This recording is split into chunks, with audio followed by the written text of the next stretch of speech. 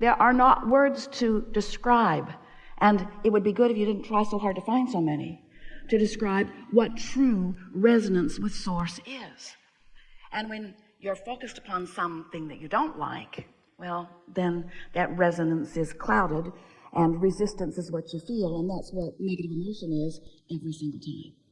If we can say something today that will help you to lighten up on yourself just a little bit, if you can find more unconditional love about yourself, it would be so good for you. Because when you focus in your experience and you find reasons or conditions to not appreciate yourself or anyone, someone else, for any reason, you hold yourself in a discordant vibration. And the result is you don't feel good in the moment.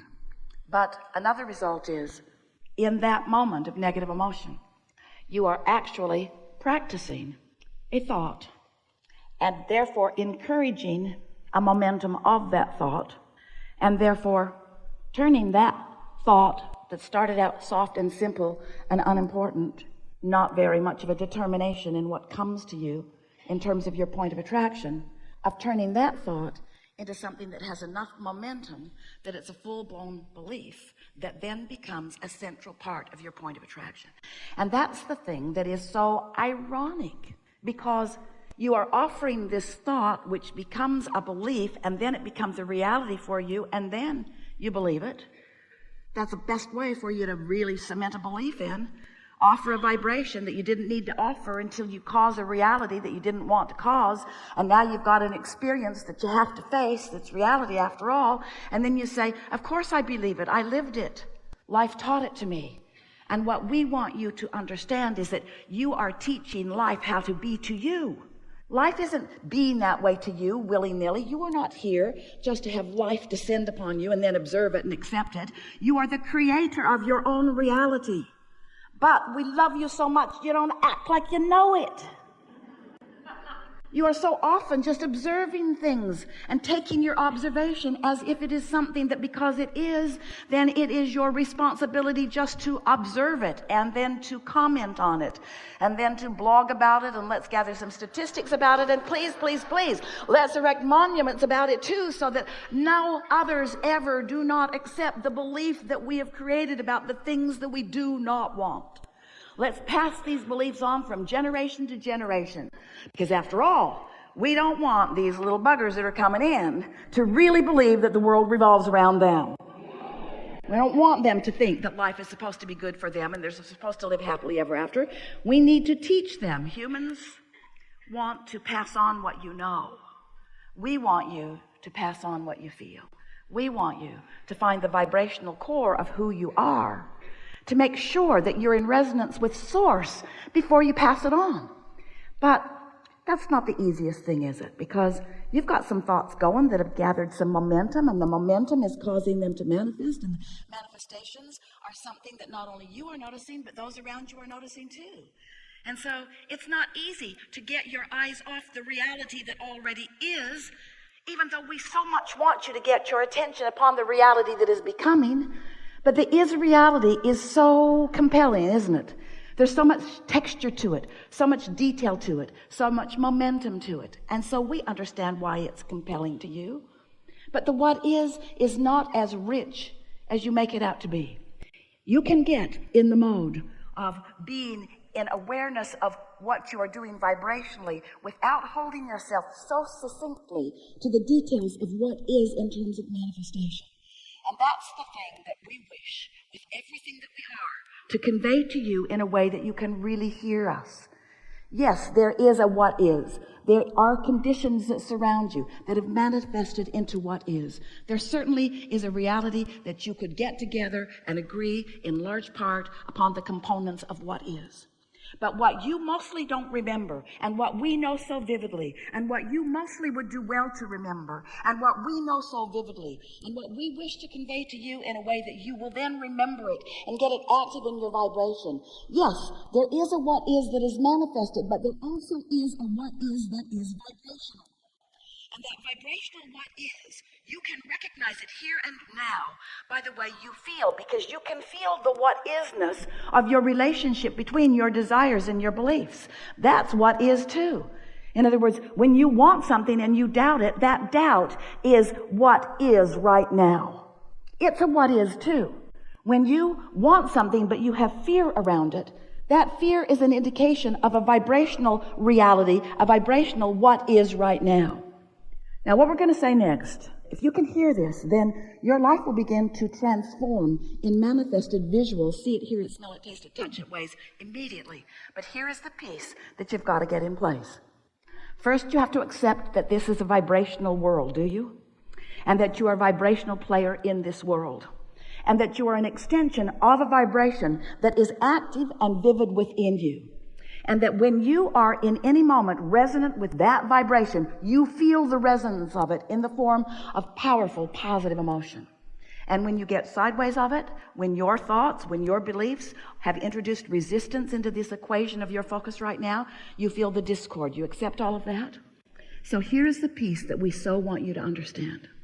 As you stand here in your vibrational beingness, it is that vibrational beingness that equals your point of attraction. Your point of attraction, that point where you begin the process of turning thoughts into things, of turning something that is a vibration into something that you can realize with all of your physicality. We're talking about creation here. But we want you to understand that unless you get your eye, your sensor, your attention, your focus upon this emotional center that is yours, then you're likely to continue to perpetuate unwanted momentum. You say, there are so many things I want that more money would provide for me. And then even as you're saying it, you're feeling negative emotion because you're thinking, but I don't have that money that I want or need. So you've got both of those vibrations going on. So we say, well, let us help you clean up your vibration. So we talk to you about how you can get some money. And in your mind, you argue with us, well, I've been trying and I'm not getting any. And then we convey to you that there are many people who have been where you are standing. And then you argue with us in your mind that, yeah, you know, but you don't know what their circumstances were. You know somebody that inherited something, you really don't like that guy. And you know somebody who won the lottery, he's just a freak of nature. And then you begin remembering that you didn't inherit anything. And then you wonder why your parents didn't plan better so that you could have inherited something. And then you think about your spouse who spends like a wild banshee, and there's no point in ever trying to save anything because as fast as it shows up, it's gone anyway. And so we're trying to have a conversation with you about how you can have more money, but you're off to the races on how you feel about money. It's not because you are a bad creator. It's not because you are a negative thinker.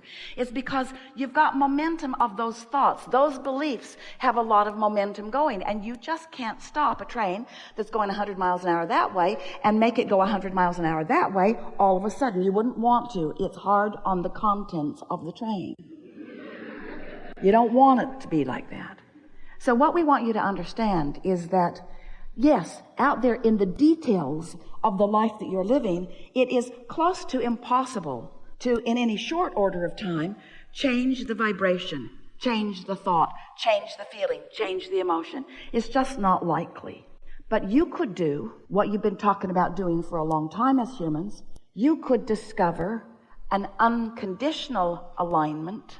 You could find at the heart of that, the vibrational core of it. And here's what we mean. You understand the concept of momentum. So when we notice, or you notice, that you've got a belief going that doesn't serve you, and we say to you, it's simply a momentum of thought that isn't serving you, part of you wants to argue about it because you believe it because it has been happening. It's a reality that you've observed, and so therefore it seems like it should be believable. But we want you to understand that even if you decide that it is a belief that you don't want to keep active, you can't just stop believing that all of a sudden because there's too much momentum about thoughts. Life is still delivering to you remnants and pieces of it to sort of, not with the purpose of keeping it alive, it's just the consequence. In the same way that there's no evil force trying to drag your car down the hill into a big crash at the end. It's just a natural consequence of momentum. So when you realize, or this is what we want you to realize, is that there is a point, an earlier point, where the momentum is easier to stop or easier to slow. There is a point in every conversation on every subject where it's easy for you to begin the momentum in the direction of what you want. And that's that emotional place. That's that emotional center. That's that unconditional place. Hear these words and try to feel the resonance with them just a little bit. So, all right, you got that, didn't you? Everything about that makes perfect sense. There's nothing within you that argues with any of that. It makes perfect sense. So now let's introduce law of attraction to the equation, because law of attraction, which says that which is likened to itself is drawn, is of course the reason for momentum. Because when you think a thought for as little as 17 seconds, law of attraction delivers another thought to you that is like it, and now there is more momentum with the joining of the two thoughts. And in another 17 seconds, more momentum, and another more momentum. Cross the 68-second mark, and you've got momentum going. That's the point where you should have kind of wanted to get out in front of it before it bumped against you, because now, when you get out in front of it, it might knock you down just a little bit. Momentum. So let's say that you are like a normal human, and you're thinking about your day, you're thinking about your life, you're thinking about your world, you're thinking about the personal things and the not-so-personal things. You're thinking a lot of thoughts. You're engaged with life.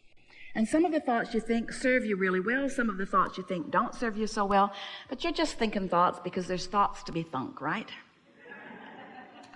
So here is this thought about something that you want, and you're thinking about this thought of something that you want, and it starts in a gentle place. Let's say that you started early enough in the day that it was easy to get it going in that direction, so you're thinking about what you want on this subject. It might be a lover, it might be financial remuneration, it might be purchasing business real estate, it could be any number of things. So you're focused upon this desire, and so far so good. You're thinking about it, and it feels good to you to think about it. It feels fresh, feels exciting. The idea of it really feels good to you. So you're thinking that thought, and then, because you've got a belief that contradicts it, that's in the vibrational vicinity of that subject, you think, but I cannot really afford that. So now you've got this thought of what you want and this contradictory thought about it. And so you're not ever thinking two thoughts at the same time, but you're thinking them in close enough proximity to each other. I want it, but, I want it, but, I want it, but, that you've got a little vibrational wobble going here. You want it, but, so there's a little wobble going here. If you will step back right now and soothe that wobble, law of attraction is going to help you take that thought of desire to another place.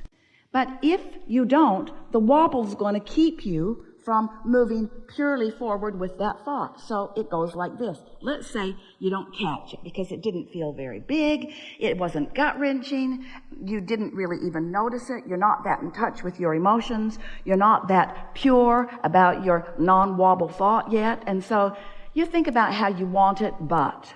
And then you think about how you've wanted it for a while, but. And then you think about how you hardly know anybody that's got that.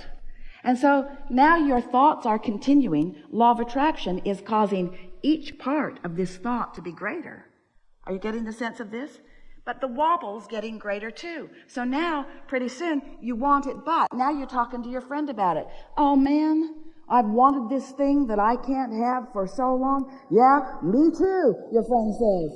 I can't even remember the last time I had anything like that.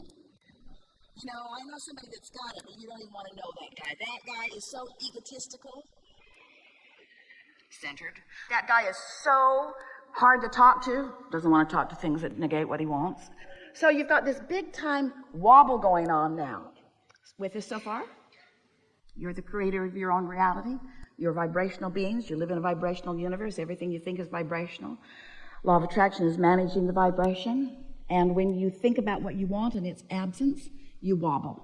And wobble doesn't feel good. And the more specific you are in a wobbling posture, the more uncomfortable you will become.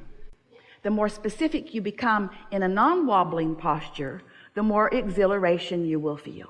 So your negative emotion is just letting you know all day, every day, what you're doing wobble-wise and what you could clean up if you would try a little bit. But if you'd be smart about it and want to stop the wobble before it gets going too much.